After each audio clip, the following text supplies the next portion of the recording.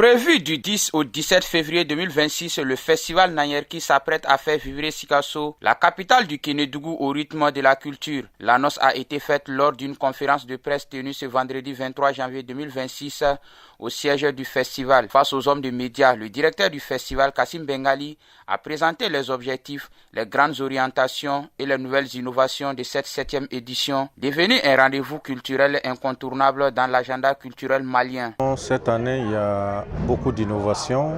Nous sommes allés à 4 nuits de concert cette année, comparativement à 2 nuits les autres années. La foire aussi va avoir beaucoup d'innovations, parce qu'à la foire, nous aurons une compétition culinaire qui s'ajoute surtout aux restaurants qui vont s'inscrire. C'est d'une manière pour aussi donner une visibilité à nos différents partenaires qui vont accompagner des initiatives de ce genre.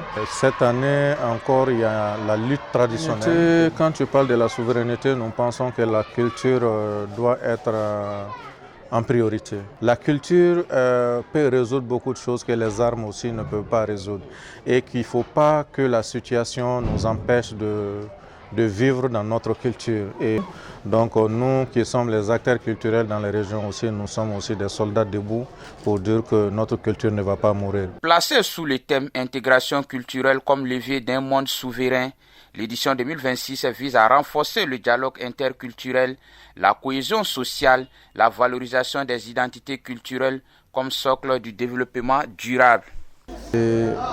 Aller dans le sens quand même de soutenir cet événement, c'est soutenir au moins la culture dans sa diversité, c'est soutenir également la préservation et la conservation de notre identité culturelle.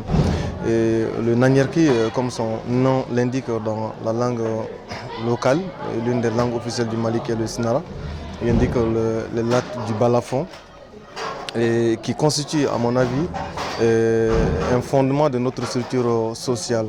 Il nous rappelle que la culture n'est pas seulement un héritage à préserver, mais également un puissant instrument de cohésion sociale, de dialogue entre le peuple et de consolidation de la souveraineté des nations.